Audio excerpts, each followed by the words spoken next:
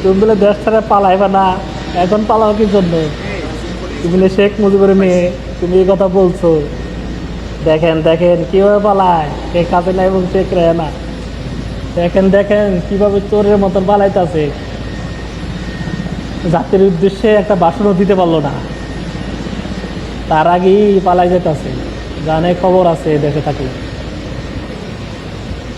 খুশি বাংলাদেশ আবার স্বাধীন হলো।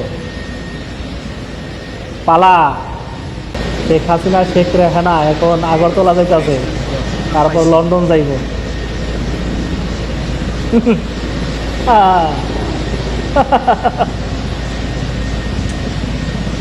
পালা দেশ স্যার,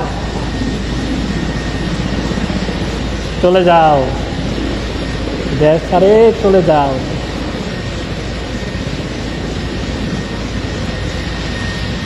মিষ্টি খাবো সবাই, শুক্রবার দিন আইসে সবাই মিষ্টি খাবো। শুক্রবার দিন সবাই মিষ্টি খাবো, সবার দাওয়াত রইল।